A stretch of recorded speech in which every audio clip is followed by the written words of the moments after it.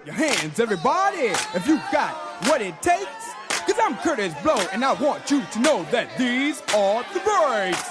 Welcome to the Rock's Back Pages podcast. I'm Barney Hoskins, and I'm here with my colleagues Mark Pringle. Hi, Barney. And Jasper Morrison Bowie. Hello, Barney. And joining us all the way from Brooklyn, New York, to talk about all that's new in the world's largest archive of music journalism is Mr. Richard Grabel. Welcome, Richard. Thank you. Richard's career has taken him all the way from reviewing for New York Rocker to working as a lawyer for acts such as Sonic Youth, Liz Phair, Animal Collective, and the Lumineers. And we're going to talk to him about that. We're also going to talk to him about his crucial NME pieces about the early hip-hop scene in New York. Plus, we'll hear clips from an audio interview with Roxy Club night promoter Kool Lady Blue, and we'll revisit the Beastie Boys' Hello Nasty album. But Richard, let's start with the first pieces you wrote for New York Rocker, with the earliest that we have on the Rock's Back Pages site from early 1978. How did you get your foot in that door, and or when did you start actually writing about music? It really began with reading about the early CBGB scene in the Village Voice and deciding to go check it out for myself.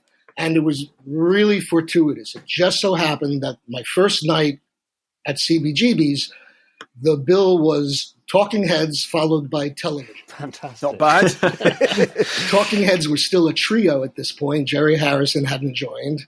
And between being just absolutely amazed at what I was seeing, David Byrne, he had that lyric, "Don't touch me, I'm a real live wire." And on stage, he was vibrating like a live wire. And then television came on and absolutely, to use a cliche, blew my mind. And that was really my conversion moment. I thought music is back. Because I had been a bit bored with arena rock and prog rock and the mainstream things that were happening at that time. But after seeing television, I thought, whoa, music is back, and I must find a way to get involved with it. And the first thing I thought of was going into the office of the school newspaper at the college I was attending at the time, University of Pennsylvania. Okay. And said to them, hey, I want to start writing music reviews for you because there's music happening that nobody on this campus knows about, and I have to start telling them. And they said, okay, fine. And so I started writing for my school newspaper. And then that led to writing for the local, what we called handout sheets. At the front of the club, there would be a pile of these free newspapers. The newspapers supported themselves by advertising, and that was my first paying job as a writer. So I accumulated a few reviews that I had published in the local handout sheet. And with those, I went to see the editor of New York Rocker and said, I want to start writing for you. And they said, okay. And that's how I started with the music journalism. That was Andy Schwartz, presumably by that point was Andy Schwartz, yeah? Yes, it was. Yes, that was Andy. Okay. Yeah. How did you get your foot in the door with NME in London? So I got an assignment to interview Wire for the New York Rocker. And Wire were on, I guess it was Harvest Records, which was a part of EMI. Mm-hmm. And EMI, even though New York Rocker was a small publication, EMI were willing to pay for me for a flight and a hotel for a couple of days to London. So I flew to London and I interviewed Wire, and it was a fantastic experience. They had just finished recording their second album, Chairs Missing. Chairs Missing, yeah. And prior to the interview, me and the band members and Mike Thorne, who produced the record, sat around and listened to it at Air Studios in London. So I was really, I think, maybe the first person outside of the band and Mike Thorne to hear that album. Gosh. Which was fantastic. And I loved the album, and they were smart guys and gave me a very good interview. So I was like, oh, this trip is working out. Now I'm going to see if I can break into the NME. So I didn't have any special numbers. I called the publicly available, front desk number. And I said, can I please speak to Neil Spencer? He was the editor at the time. And to this day, I can't explain why they put me through. Perhaps it was the American accent, because probably they didn't get a lot of calls with American accents. But they put me through to Neil Spencer. And I said, "Hi, Neil. I'm a writer for the New York Rocker, and I'm in town interviewing Wire, and I would like to write for you." And he said, "Well, as it happens, Lisa Robinson, our New York correspondent, just quit. And we actually need a You couldn't make it up, could you? You couldn't make it up." So, I'll never forget his exact words, which were, "You should pop round and we'll have a chat."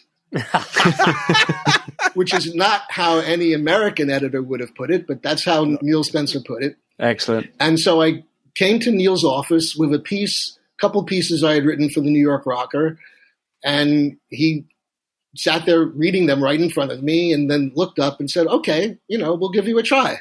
Wonderful. And that was the beginning of my NME career. Fantastic. Meanwhile, the NME did have a photographer in New York, a fantastic fellow named Joe Stevens. Yes. Oh, yeah. And I suppose Joe and I were plugged into similar information networks because we both went to see the B-52s at CBGBs. This was before they were signed. I hadn't met Joe yet, but he was there taking pics, and I was there taking notes. And I sent in copy for a live review, and I was over the moon. My live review was just like, "Oh my God, this is the most amazing thing I've ever seen." And Joe had taken some fantastic snaps, and that ran as the lead live review with a big picture by Joe and a lot of copy by me. And I was like, "Whoa, I'm off to a good start." Very good start. Captain Snaps, as Charles Shaw Murray dubbed Joe. That's we right. had him on the episode before last. We had Charlie on, and I think he mentioned Joe Stevens in that episode. And I met the only time we've crossed paths was in New York 40 years ago, and I can't remember how or why we met, other than I was there with the birthday party, and you and Joe. I just remember meeting you and Joe together, and it was a great pleasure. And there was a time when we were joined at the hip, Joe and I. Yes, you were. Quite rightly, yeah. We were always at the same gigs and going to the same things. Yeah. By the way, I don't know the following for an absolute fact. It's more rumor that I heard at the time. But what I heard is that my live review of the B-52s was read by an A&R person at Island Records in London, and it inspired that person to fly to New York and meet the B-52s and ended up signing them. Fantastic. So I'm told my first NME piece wound up getting a record deal for a band. They owe you. They owe you, Richard. It sounds very plausible to me, because in a way that's how things did happen often in those days, didn't it? Yes.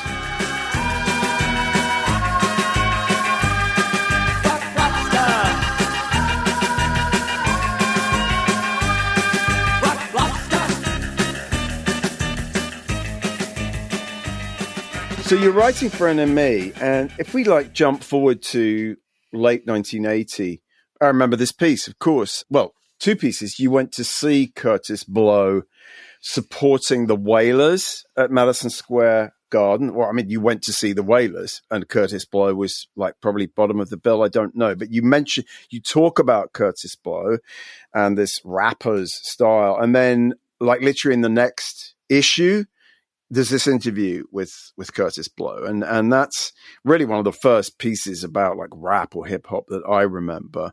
And I'm just going to quote briefly from it. He says, "It's all about how fast, how clever your rhymes are, how creative they are, and how good your rhythm is." And you finish the piece by saying, "Whether the rappers turn out to be a brief spark or a long-lived genre is beside the point. They have already brought sass, sex, and street smarts in huge quantities to present-day R&B funk." So that's a lovely way to finish that piece. And then the following year, there's these two amazing pieces that, I mean, I'll never forget. The cover of the 30th of May 1981 issue with your rap story, and then later in the year you go up to the South Bronx to interview Grandmaster Flash. Take us back to that time and your first kind of inklings as to what was happening at that sort of street level, Richard.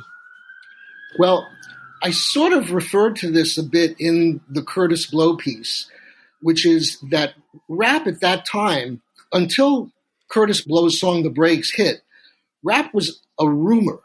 It was something you heard was happening, but couldn't find it. You didn't know where it was. It certainly wasn't on the radio. You had to search for the records. It was basically two record labels at the time, Enjoy Records and Sugar Hill Records. And they were literally distributing the records to independent record stores out of the trunk of their car. It was a very grassroots mom and pop scene. But it was something that New York music hipsters such as myself were immediately drawn to and interested in. So I started trying to find the people that were responsible, but it wasn't easy to find them. The song The Breaks by Kurtis Blow really changed everything because it was on the radio. You were hearing it everywhere. It was blasting out of every boombox that every kid had, and it was on a major label. Yeah. So the normal routes for getting to the artist through the publicists were there. Mm-hmm. And I could actually get an interview with Kurtis Blow, and I did. And yeah, that piece on Kurtis Blow was certainly one of the first pieces that appeared about hip hop. And, I didn't want to make bold predictions about the longevity, although I think I started doing that in the later pieces that Barney just referred to. But I knew it was important music. I knew immediately that it was injecting something into the music scene that had been missing. I mean, it's interesting, this sort of accidental process of discovering this sort of stuff. A few years back, I hung out with Charlie Ahern, who directed the movie Wild Style, and he talked about his brother was an artist, and he had his studio in the South Bronx, and he was going up to the South Bronx to visit his brother, and he was looking out of the window, and these people were putting on park jams and basketball courts, and he thought, what is this? What are these guys doing? It was really under the radar, wasn't it? Yeah.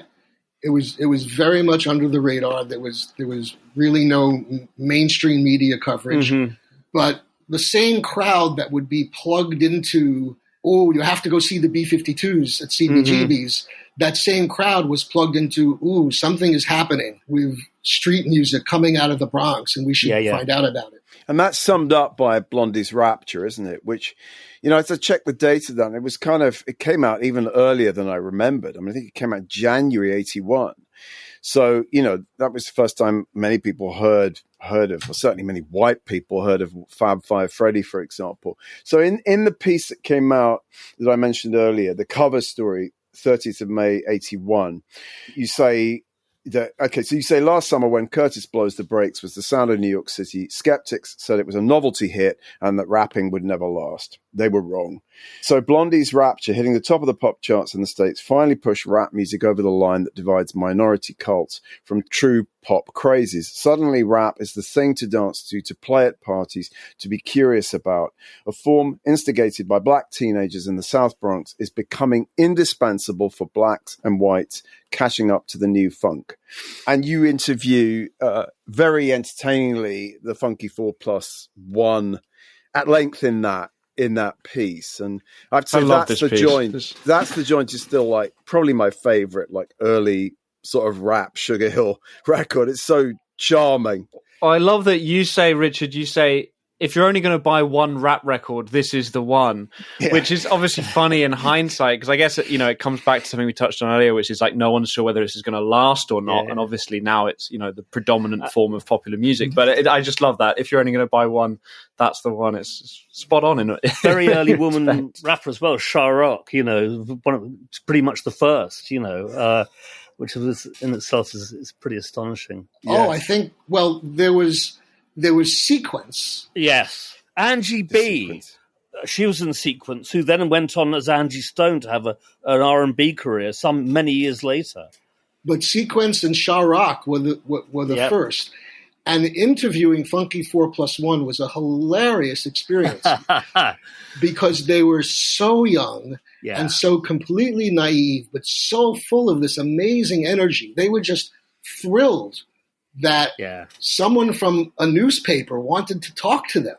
and they did not have an interview game. They hadn't developed the ways that most artists developed to, eventually to kind of shield themselves from revealing too much. Mm-hmm. They were just willing to say anything, and they would have answered any question.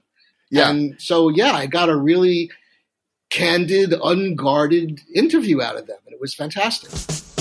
She's the joy. It up, y'all. Do it up. But Shy Rock is gonna show you how you get real rough. I'm Shy Rock, and I can't be stopped. For all the fly guys, I will hit the top. Well, I can do it. Did you ever go uptown to like the Disco Fever and places like that? Absolutely. I started going to Disco Fever, and it's very good that you mentioned Disco Fever. People often forget about the venues that incubated the music, and Disco Fever was certainly one of them. I started going up there frequently. I would usually be the only white person in the club, right? Except perhaps for the owner. The owner of Disco Fever was an Italian guy, Sal. Wait, hang on a second. Albertiello. Fantastic, amazing. Yes. Yeah, is that correct? I got that right.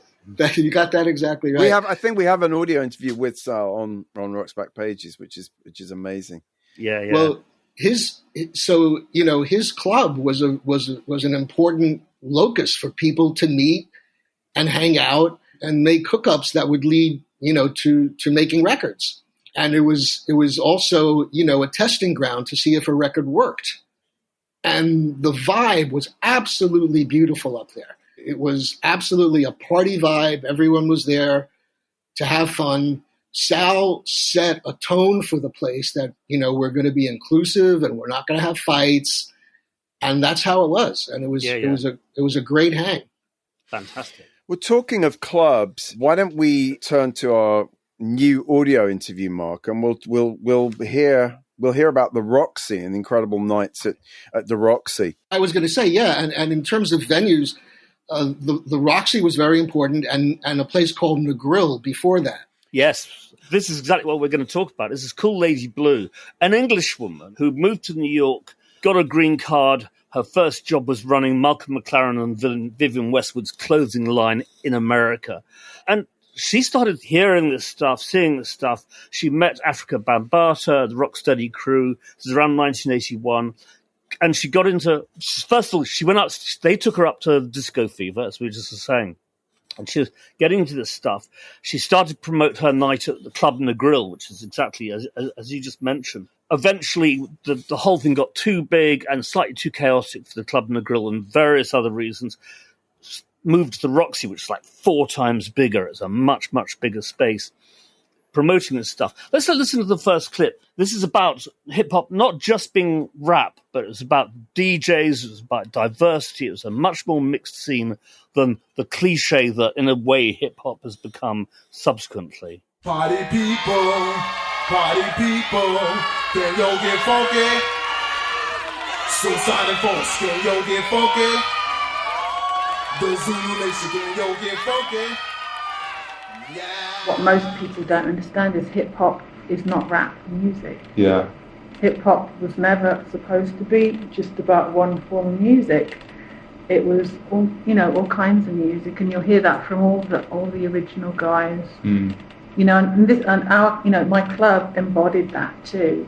It wasn't just hip-hop, it was a bit of everything. We had, white people, black people, Asians, you name it, they came. Punks. The Pistols were down there every week,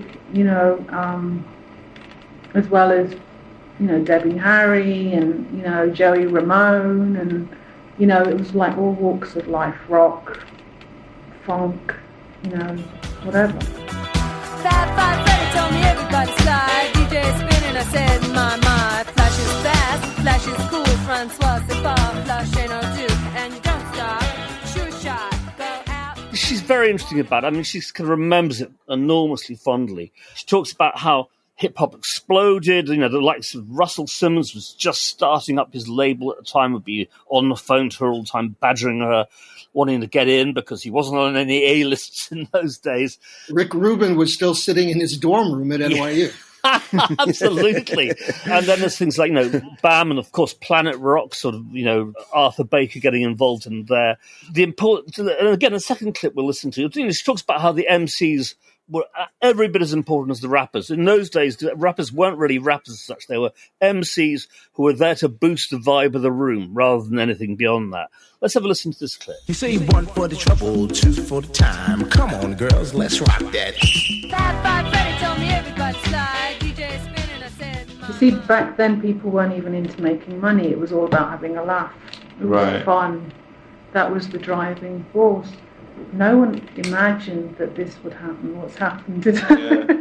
It was like beyond their comprehension. It was like, what, they want to make a record with me? It was more like, it was very innocent and, like all scenes are, I guess, but it was really special. I mean, everyone and their mother was there, like Russell Simmons started there. I can remember Russell Simmons, like, poor and, That's far too much. Well, yeah, and not on the poor phone. And not on the A list. Calling me every 5 seconds. Oh, can you do this? Can you do that? And okay. Now try and get him on the phone. Yeah. But they all started there, like the Tommy Boys, everyone. Flash is fast, Flash is cool, Francois, c'est pas, Flash ain't no do. You say 1 for the trouble, 2 for the time. Come on, girls, let's rock that. I think it's worth just putting this in context again. Just that it was an interview done in 1998 by Bill and Frank of DJ History. So yes. It's 15, 16 years after the fact. She's looking back, isn't she? Yeah. And also, a certain music journalist gets mentioned in this. Is that so, Mark? Yeah, I think maybe we should listen to this. This is, I think, the third clip. Let's have a listen to this. Do you know what happened to Richard Grabel? Because he did a lot of stuff for the Yeah, he NME. wrote that article that you just read, actually. Oh, really? Yeah, he was writing for the NME at that Yeah, no, he time. was. Because I used to keep every issue of the NME. In fact, I've got 20 years worth at home, and he wrote all of the stuff about black culture in New York, but he kind of disappeared. He might be a good person to talk to. He's a lawyer now. Is he? A high-profile, influential, powerful lawyer. Well, I mentioned to you that it'd be great to talk to you because he wrote about so many things. He got it right, and he got it right. There you go. Very nice. I hope that's gratifying to hear after all these years. That was mostly Bill Brewster there talking. They were actually researching their book Last Night a DJ Saved My Life, which is the great history of the DJ.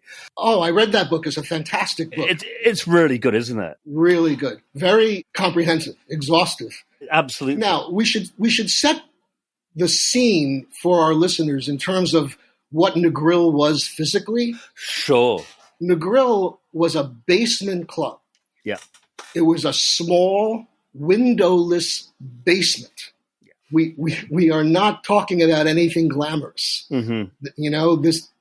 And it was not big.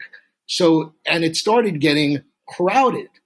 But when you were there, you really had the feeling that you were at the center of the universe. Right. You were in the only place you wanted to be. Yes, because she talks about it was basically a West Indian club. For most of the other nights of the week, it was a place where reggae was played. Bob Marley would go down there when he visited New York and so on and so forth. And her night was just this one other night. Yeah. Yeah, that's right. And her night became the music/social event, for the New York scene. Yeah. And she was absolutely a fantastic person. She had a real sort of homing instinct for finding who was doing what and getting them into her orbit. She was just fantastic at it. That's great. It's really good to hear. I mean, she later on she talks about Malcolm McLaren going onto the Roxy in disguise and being very nervous for going on stage with the Double Dutch Girls, and then hilariously taking the Rocksteady crew to London to play the Royal Variety performance and meeting the Queen. Wow. And one of them does the big no-no. He asks the Queen a question. You're not meant to ask the Queen nothing, but right. it's very entertaining stuff. It's really good. Yeah. Richard, I wanted to quote just from the last couple of paragraphs of that that cover story, because it's just interesting in the context of Kool Lady Blue, for example, bringing hip hop downtown. I'm not saying she was the first or the only person to do that, but obviously those Roxy nights were very, very important in terms She might have been the first. It might be fair to say. I think Fab Five Freddy was the first guy to actually do anything, bring anyone down. Ah, okay, yes, that could be. Yeah. But she was certainly right there, at the beginning of it all. Yes, no doubt. It was interesting to read this particular paragraph in that piece. It's too easy to play instant sociologist with this stuff. There's a tendency among the white downtown art elite in New York to treat rap as exotica to be put on display. It's telling that the first performance by a rap group downtown was the Funky 4+1's appearance at the Kitchen, which is not a club, but a Soho artist space. So I just thought it was an interesting, given we're talking about you and we're talking about Kool Lady Blue and we'll be talking about the Beastie Boys later, I'm quite so interested in this sort of relationship between, shall we say, white appreciators and, black scene makers and artists. How did you feel about that at the time, and how do you look back on that now? At the time, I was, as I expressed in that piece, I was a little concerned that, we white hipsters were, sort of looking at this as some, exotic thing, to be put on a pedestal, when in fact it was not exotic to the people who were really making it and consuming it. And what it was for them was their music. Yeah. And, for us, it was not just music, it was a representation of a culture. And you can't ignore the sociological fact that in New York at that time, and still to this day, there was a big gulf between white culture and black culture. Mm-hmm. It would have been irresponsible of me as a journalist to ignore that gulf. And I wanted to address the different ways that gulf was being breached. At the beginning, people, rappers and the Rocksteady crew were performing in art spaces because it was the art spaces that were at first the only ones who were inviting them who even knew that this was going on. And then Blue started doing the nights at Negril. And, Negril was not an art space. As I said, it was a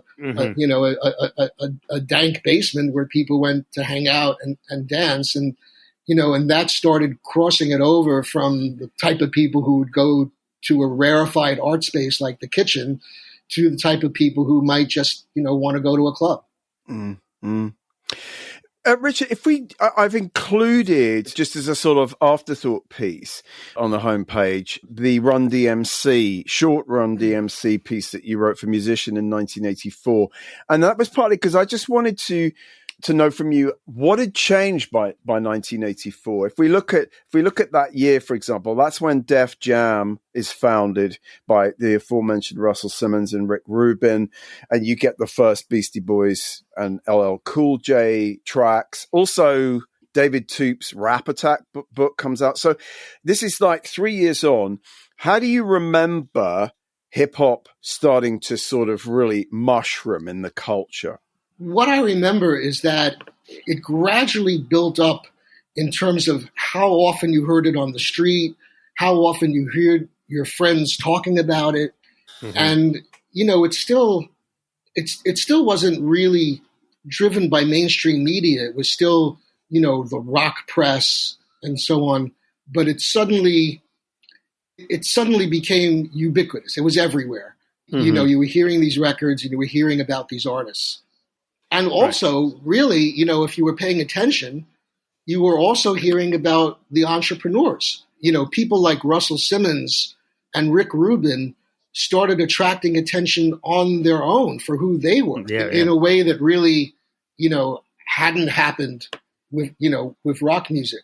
Maybe there would be an occasional business section piece where they would interview Clive Davis, but no one really cared about the Clive Davises of the world, but people found Russell Simmons to be extremely fascinating as a character in his own right. I mean, also you had the evolution of the rapper as the primary person of the spoken word, from the message, really, I guess Grandmaster Flash, the message through to Run DMC, that the DJ went into the background. The DJ was just the guy producing the beats. Whereas Kool Lady Blue in the interview says that in the early days it was actually all about the DJs and then looping those same break beats round and round. By 83, Run DMC was starting to break through. That it was really sort of, and it's all about these front guys. And I think the message of, I mean, you said the message, but the political message of that stuff also factors into that quite strongly, because previously it'd been about partying and about, rapping fast and all that sort of thing. Whereas then, in fact, in this Run DMC piece, Richard, you say rap continues to have plenty to say, and with good reason. The unemployment, underemployment, and general hardship that afflict ghetto kids aren't ending under the reign of Reaganomics. So, I think that's part of what continues to give rap its longevity, is that people are trying to actually say something with the music that's important to make popular music kind of popular. Absolutely. And that one track, The Message by Grandmaster Flash, was a key, pivotal moment in terms of people introducing those kinds of themes into the lyrics. A child is born with no state of mind, blind to the ways of mankind. God is smiling on you, but he's frowning too, because only God knows what you'll go through. You'll grow in the ghetto, living second rate, and your eyes will sing a song of deep hate. The places you play and where you stay looks like one great big alleyway. We were talking briefly about the Beastie Boys, and given they're about to release a 25th anniversary deluxe edition of Hello Nasty, which was their fifth album, I have to say one of my favorite of their albums. How significant were these three like upper middle class brats from Manhattan? And what did you think when you first heard like Rock Hard and then like a couple of years later the License to Ill album? What were your thoughts about them, Richard? I loved it. I loved it as soon as I heard it. Of course I thought they're stealing from rappers, but I also thought, so what?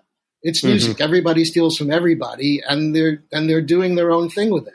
Run DMC were also extremely important in introducing rock elements into hip hop. So there was cross pollination going in both directions. Run DMC started adding rock guitar lines to their tracks, and the Beastie Boys had been a hardcore band. Like a punk band, yeah, for sure. Yeah. They started as a hardcore punk band, and, they were hanging out in a rehearsal basement that was probably just down the block from the Grill. Right. So, they became exposed to the hip hop scene and got inspired by it. Yeah. You also make the point in the Run DMC piece that they were responsible to a large degree for bringing in the kind of street clothes that they were not dressing like the Furious Five had dressed, right? Suddenly you're seeing like Adidas trainers, and that's a really important moment, isn't it? I would actually say the Run DMC were the sort of the first in many ways to do that, and they say they got that from the Cold Crush crew that it wasn't about fancy stage clothes. It was about Adidas, it was about Keds, it was about, all of that sort of street gear. Well, they sang a song about my Adidas, didn't they? Have I got that right? Yeah, exactly. So, yes, my Adidas. My Adidas walk through concert doors and roam all over Coliseum floors. I stepped on stage. Because then for years after, you didn't really see many hip-hop artists who didn't dress street to a greater or lesser degree. So I think it was really important in the kind of appearance and style of hip hop. Yeah, in Grandmaster Flash and the Furious Five, in their performances, were very much in a mainstream showbiz kind of tradition of putting on a costume specially for the show and having, choreographed, moves and stuff like that. And Studded leather jackets and things, right? Exactly. I remember, yeah. Exactly. And Run DMC were the opposite. They said, no, we're going to go on in the clothes we wear every day. Yep. And it was a brilliant move in terms of the identification between performer and audience. Exactly. It's interesting. There are a couple of intersections of the fashion world and the hip-hop world. One of them is what you referred to, that Kool Lady Blue, when she first came here, was here on a fashion-related mission. That's right. For Malcolm and Vivian. Another data point there is 99 Records, which was two English people, Ed Ballman and his partner Gina Franklin. They opened up a clothing boutique at 99 McDougal Street, and then Ed started. So they started, importing British fashion to downtown New York, and then Ed started bringing over records, mostly that he got at Rough Trade, and it became not just a boutique for clothing, but also a boutique for records. And then Ed Ballman started his label, 99 Records, and he found a rock band called Liquid Liquid. And they had a song called Caverns, which then was sampled by Grandmaster Flash. For White Lines. Yeah. For White Lines. Yes, exactly. And the story is, of course, is that like everyone else, everyone was suing Sugar Hill by that point. And Sugar Hill declared bankruptcy before Liquid Liquid could see a penny of that money. Chic had been really smart, had worked out that Rapper's Delight stole Good times, and ended up with like 3/4 of the cash, But Prod Liquid never saw a penny for that. Liquid and 99 Records never saw a penny, and there is another story about that, which I can repeat only as rumor. I do not know for a fact, but I have been told many times that Ed Ballman did have a lawyer write to Sugar Hill Records making a claim for the sample, and was then visited by a couple of goons. Really? At his shop, who told him that it would be in the best interest of his health and welfare to drop the lawsuit. And I'm sure it was. It was. And poor Ed Ballman was a very gentle soul. Right. And what I've heard is that this freaked him out so much that he pretty much had a nervous breakdown and closed up shop. Oh, wow. I mean, Sugar Hill, their hands were dirty in all kinds of respects. I mean, Mo Levy was a major investor in the whole sort of thing. When the studio burnt down, a lot of people were saying it was an insurance scam. People simply didn't get paid. The band all left as soon as they could. I mean, dear old Sylvia Robinson, very important woman in many, many respects, but the business practices left something to be desired. Yeah, we have the epic Vanity Fair piece that Stephen Daly wrote about Sugar Hill on Rock's Back Pages, and it is pretty hair-raising. There is a long history, and this is a book waiting to be written, about the intersections between the music business, all of it, the white music business and the black music business, between the music business and organized crime. Yeah. Well, there's Hitmen, of course, which you must have read Hitmen. Yes. Frederick Dannon, which came out in the late 80s, I think, which was certainly an attempt to do just that. Hitman was focused more, as I recall, on the promo aspects. Yes. On the independent Joe promoter Iskra and people like that. Yeah. Thing. Exactly. But what I'm talking about is more, that Sugar Hill Records was rumored to have been founded with money that the Robinsons made from their position running numbers. Really? I didn't know that. Okay. That Roulette Records, Morris Levy. Yeah. Was funded by the Gambino crime family. This stuff goes way back. Yeah. Yes. It may be that some more time needs to pass before that book can be safely written, shall we say. I'm not going to write it. I mean, so my final question in terms of hip hop would be, did you ever see hip hop becoming the long lasting phenomenon that it has been? And have you followed it through to the present day? Do you ever think there's a parallel universe where rap was just a kind of flash in the pan sort of novelty moment that then just sort of faded away and we never heard about it again? I mean, is it extraordinary to you that your first kind of paddling in that pool? I mean, look where we are all these years later, 40 plus years later. I'm not going to say, I knew it from the beginning, because I certainly didn't. And in that piece on Kurtis Blow, I said up front, I don't know if this is a moment or something that will last. Sure. But I think if you see the evolution in my pieces from that first piece to the later ones, I think in the later ones I start referring to the fact that this thing is here to stay. Mm-hmm. And that this thing is culturally important. And yeah, look what happened. As Barney said earlier, it became the dominant form of popular music. Yeah. And still is, and is still, where the creative energy is. Yeah. Well, Flash says to you at the end of the interview that you did that came out in September 81, they say rap's going to die, out of this world. No way. It's to the point now where even professional singers, they use it in their records to get hot. I say to myself, God, this is something we created, and now it's being taken over by people that's been in the business a long time. And on that note, I'd like to ask you about the business. And when I met you 42 years ago or thereabouts in New York, Richard, were you already training to be a lawyer at that point, or did that follow on? I think that was later. I do lose track of my own timeline. and there was, a 3-year period while I was in law school and writing for the NME at the same time. That's what I figured. There must have been some overlap. There was overlap, and everyone thought I was crazy. I would be at Danceteria at 2 a.m. watching Flipper, and my friends would be saying, "Don't you have law school in the morning?" And then I would be dragging my ass to law school at 9 a.m. going, "Oh, I was out late last night." What was the motivation for you to be doing that? Like, what drove you to that? Well, I knew I wanted to be a music lawyer. When I first applied to law school, you have to write an application essay. And I said, I'm already involved in music as a music journalist, and I want to transition from being a music journalist to being a music lawyer. My going to law school, it was never, maybe I'll work for a big corporate law firm or maybe I'll work for a bank.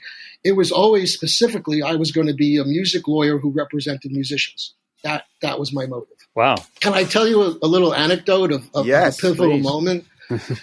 I was interviewing Joe Strummer. Right. The interview started down at Electric Lady Studios where they were recording Sandinista. And for some reason, Joe Strummer took a liking to me. And when they were done recording, he said, let's get out of here and continue the interview back at my hotel room. So he and I taxied up to the Essex House on Central Park, and we started doing the interview. And then at some point, I turned my tape recorder off, and it just turned into a free-form, talk. And we were there for a couple hours. And at one point, unbidden, Joe Strummer starts talking about his lawyer. And he starts talking about how he felt that his lawyer didn't fight hard enough for the Clash on issues of creative control. He gave the lawyer credit for doing very well on financial issues. They got good advances. They got good royalty rates. But he felt that on creative control issues, the lawyer hadn't been aggressive enough.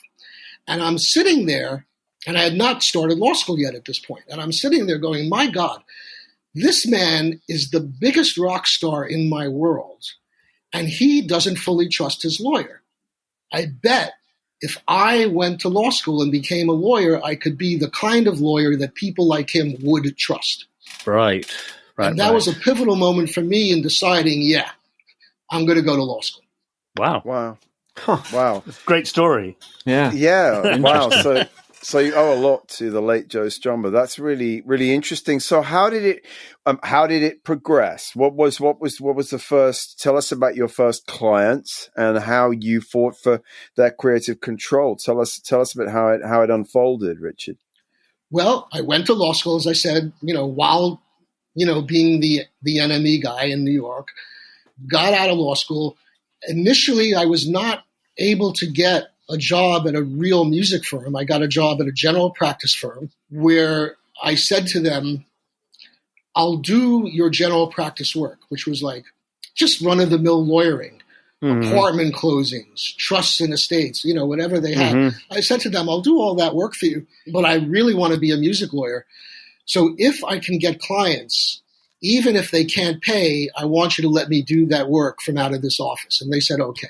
And because of being known as a journalist, I was actually able to start getting clients right away. One of my first clients was a record store where I used to go all the time to shop for my hip-hop singles, a place called Vinyl Mania down on Carmine Street in the Village. The next client that came in the door was a guy named Ben Vaughn, who had a band called the Ben Vaughn Combo. Mm-hmm. And then one day the phone rang, and it was Kim Gordon from Sonic Youth. Wow. Who were my absolute favorite band at the time. I had never written about them, but they were my favorite band. And they knew me because they read my writing all the time. Mm-hmm. And I had a relationship with them that was based on the fact that we were always at the same clubs, seeing the same bands. And Thurston from Sonic Youth would come up to me at clubs and say something like, "Oh, I loved that review of the new Meat Puppets album." So we had a relationship based on all of us being music fans and in kind of the same scene. But I had just gotten out of law school, and I thought that Sonic Youth were the most important band in the world. So when they came to meet with me, I tried to talk them out of hiring me. I said, "Look, I just got out of law school, and I don't know what I'm doing yet, but I do know the names of the big prominent music lawyers, and I'll call one of them for you and explain to them how artistically important you are and get them to take you on." And they said, no, we want you. And I said, "But I just got out of law school. I don't know what I'm doing yet." And they said, "But we know that you're a real music guy, so we trust you." Wow. I literally tried to talk them out of hiring me and failed at that. and they became my client. Fantastic. That's And a great, then- great story. And then I got recruited to join a real proper music firm. And the fellow who recruited me to join that firm was a guy who I knew from music industry networking events. I knew he worked at this big music law firm, but I really knew him because he lived in the Village quite near Vinyl Mania.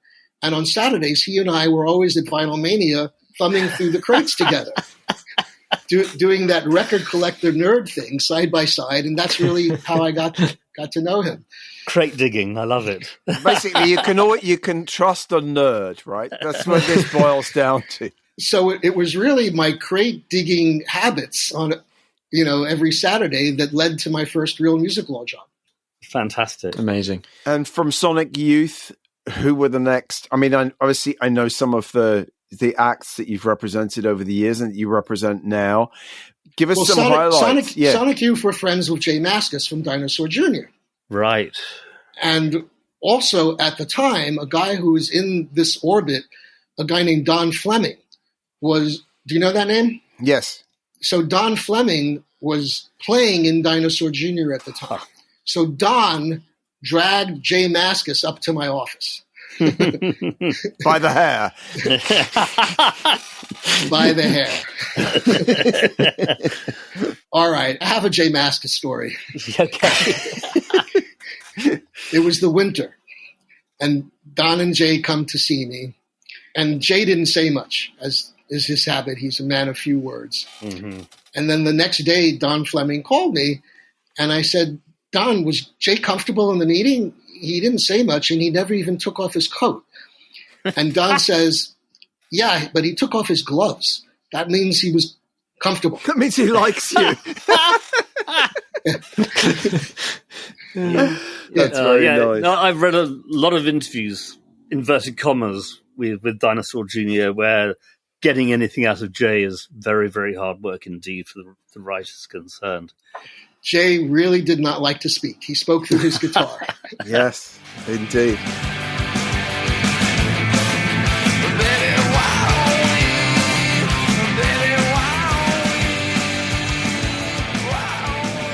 And then Don Fleming was friends with the guys in Teenage Fan Club. Right. And so he introduced me to them. So then I became their lawyer. You also must have seen so many changes in the music business in your years, as a journalist, but subsequently as a lawyer, seeing the insides of the music business as you would as a lawyer. It must be extraordinary. It must be a very different world now from the world that, you joined in the 1980s. It's very different in all kinds of ways. Mm-hmm. But probably the most profound change I've seen in my time is the move from physical distribution to streaming. Sure. That, from a lawyer's point of view, that has changed everything because it changes the whole calculus about how the artist gets paid. Sure. And not in the artist's favor. not in the artist favor. And we in the artist community, the lawyers and managers who represent artists, we're still struggling to get the contracts up to speed as far as how we get paid on streaming. Sure. Yeah, I bet. How long do you think that's going to take?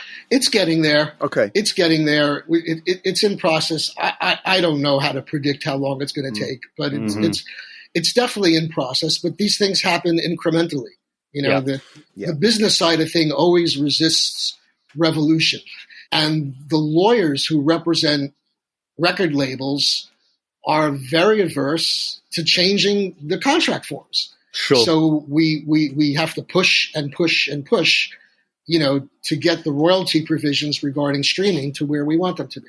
Yeah. And one of the problems is there's such the imbalance between those artists who get the top volumes of streams and those who don't, that you can't really, as a fan, you can't control where the money that you pay for your streaming service goes, means that it's becoming just this stratified situation of just like the top artists getting the vast majority of the money. That's a very good point, and it mirrors what's going on in society at large.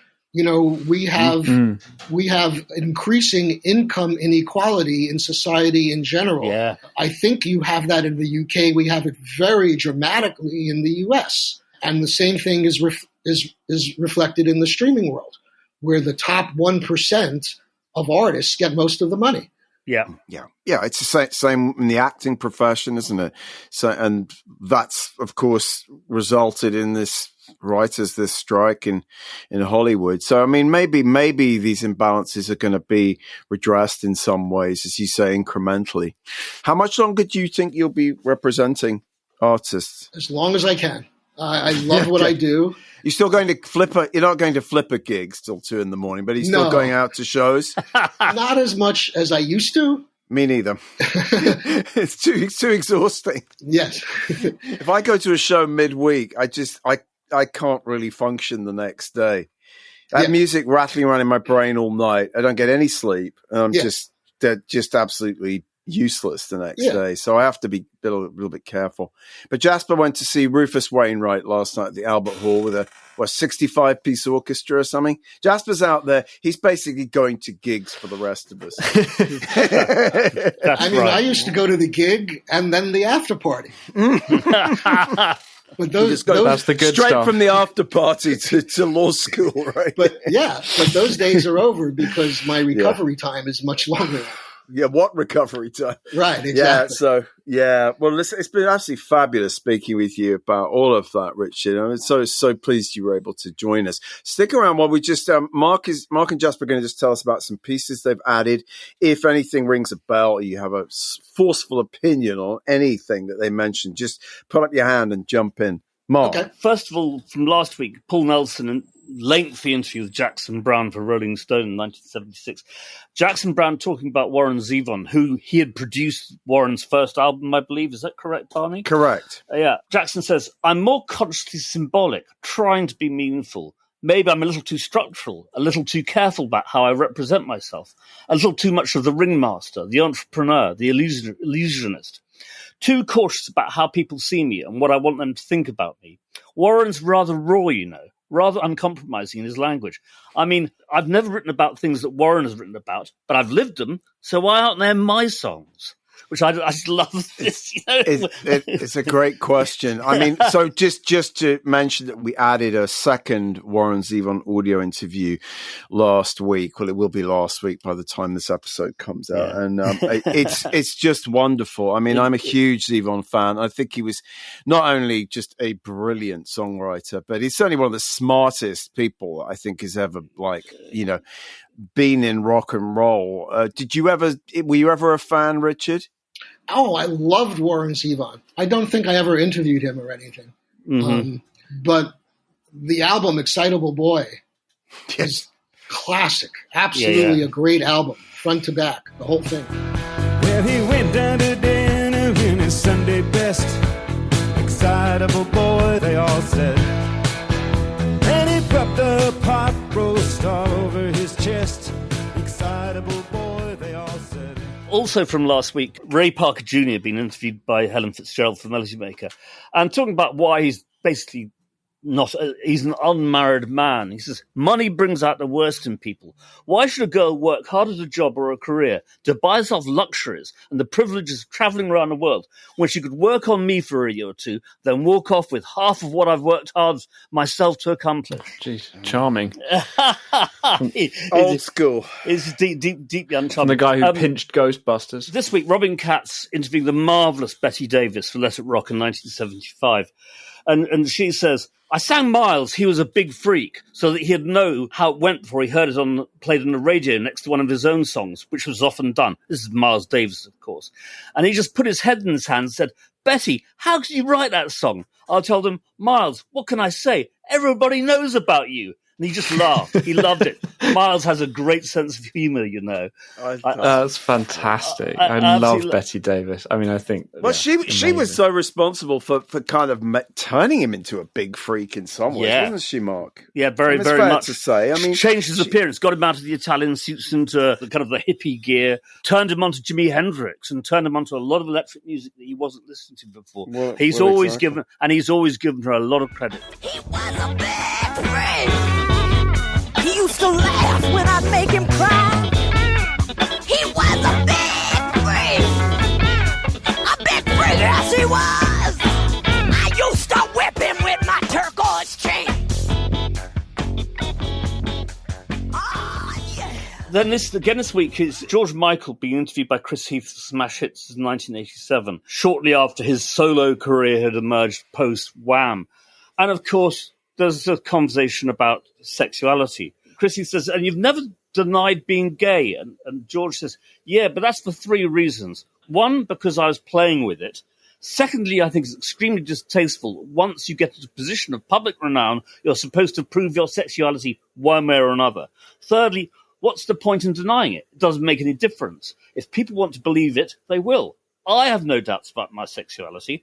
Anyway, if I'd thought about sleeping with men, and if I was going to do it, I wouldn't sit here and say it to Smash Hits. Sexuality is totally a private thing and should always stay that way. This was the then still closeted George Michael. And of course, a certain incident in a Los Angeles public lavatory paid to that. But that he then handled really well. Which he handled brilliantly. Which he handled fantastically. There's yet another George Michael documentary, this time produced by Simon Napier Bell, coming out this weekend. That is the fourth, I believe, in a row over the last 18 months. It's quite extraordinary. It's enough. Anyway. Have you got anything else for us, Mr. Pringle? No, that's it. Jasper, what have you got? I've got three things to mention. First of which is not so much a new piece, but it's part of our long goodbye section. I just wanted to shout out Smash Mouth. The lead singer, Steve Harwell, died this week as of recording, responsible for the huge All-Star. And so we went looking for some stuff on him and featuring Mark Weingarten live review of them at the Long Beach Pyramid in California. Mark Weingarten reviews it for the LA Times, and this is before All Stars, 1999. It's interesting because it almost seems as if the San Jose Quintet has assimilated every musical fad of the decade and slammed them all together using its wit as the mortar. Smash Mouth knows what makes a crowd go buck wild, so it's fashioned a sound that pushes the right musical buttons at the right times. And I think that's fair to say also of the later hit that, it was partly such a big hit because it was featured in Shrek and in all these, game trailers and everything, and then it had this amusing second life as like one of the biggest music memes of all time, where just like it got covered. I mean, there's this guy who posts supposed covers of songs on YouTube, but instead every time to the backing track of any given track, he'll sing the lyrics to Smash Mouth's All Star. It's all quite sort of self-referential, but quite funny. It's all deeply 21st century, and I don't understand any of it. Which is why I'm bringing it up, Mark. Which is why I'm bringing it up. Somebody once told me the world is gonna roll me. I ain't the sharpest tool in the shed. She was looking kind of dumb with her finger and her thumb in the shape of an L on her forehead. Next up, this ties in more to what we were saying in this episode, is Amy Linden writing for Honey magazine. Britney can move, Christina can blow, and NSYNC got some street cred with Gone. Is Blue-Eyed Soul the rebirth of cool? And she's writing about, the early 2000s, March 2001. a sort of renewed interest from white musicians in quote unquote urban sounds, as they were often referred to at that point, meaning, of course, black sounds. It's been the dirty secret of the industry that once white artists, i.e. the mainstream, tap into black music, the stepchild of the music industry, their pop hybrid is given a stamp of legitimacy. Only then is black music allowed to be mass-marketed to a wider audience and, through exposure, allowed to become pop and reap the financial rewards. And I just think it's an interesting piece to mention, given everything that we've talked about. And she's really writing about exploring that as a theme. Writing about, Britney and NSYNC and Gwen Stefani and Eminem and Nelly Furtado and all these people that are doing something with, one might say appreciating, one might say appropriating. It's an ongoing debate still today. Yeah, but it's a good piece. It ties very much into the history of hip hop with Rapture by Blondie. Yeah, being something that kind of, turned on a lot of white kids to rap. Mm-hmm.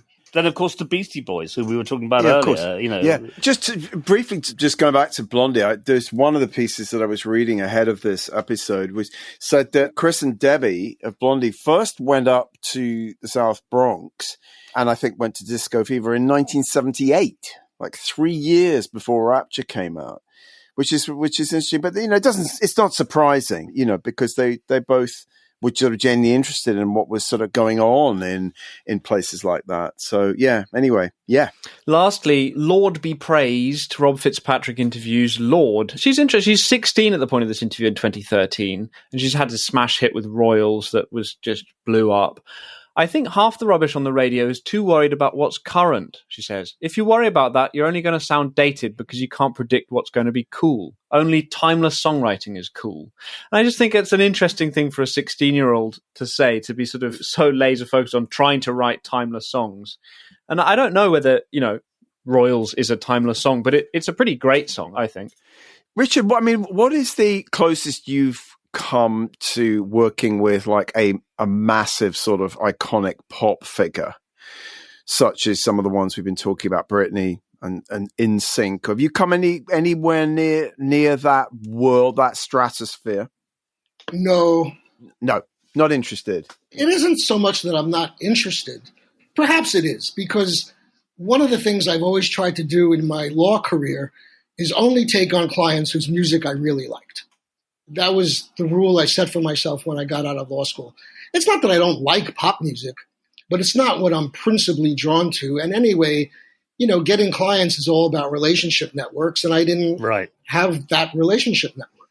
Although the number one album on the pop charts this week is Zach Bryan, and I have a couple of clients who have featured artist appearances on that album. So...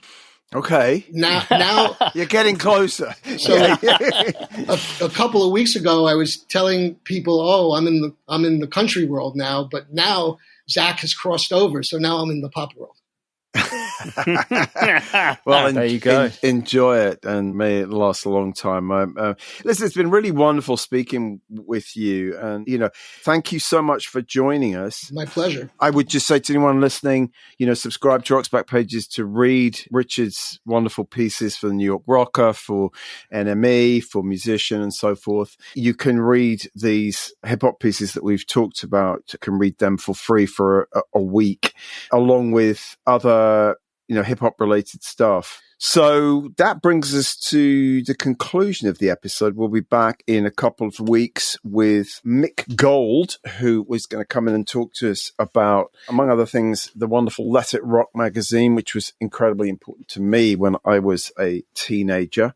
And I believe we'll be listening to clips from a quite recent Bruce Springsteen audio interview. So we'll be talking about the boss. I think it's Bruce Day coming up quite soon. We haven't talked about Bruce a lot on the podcast, so it'll be interesting to see what he's just cancelled tour, hasn't he? Because he's got ulcers. Oh, okay. Okay. Health issues. Oh, well, okay. So, but I believe that New Jersey is proclaiming the 23rd of September Bruce Day. So we'll celebrate that in our own way. In our own way. Yes, in our own way. But thanks again so much for joining us, Richard. My pleasure. Thanks for having me. Bye. Bye. It was almost in harmony. Well, the Ideas start coming and they don't stop coming. Fed to the rules and I hit the ground running. Didn't make sense not to live for fun. Your brain gets smart but your head gets dumb. So much to do, so much to see. So what's wrong with taking the back streets? You'll never know if you don't go. That concludes episode 160 of the Rock's Back Pages podcast. Many thanks to special guest Richard Grabel. For representation, contact Davis, Shapiro, Lewitt and Grabel, LLP at dslglaw.com. Those were Barney Hoskins and Mark Pringle, and it was co-hosted and produced by Jasper Murison Bowie. The Rock's Back Pages podcast is part of the Pantheon Podcast Network. You can find thousands of articles, as well as hundreds of full-length audio interviews at rocksbackpages.com. Hey now, you're an all-star.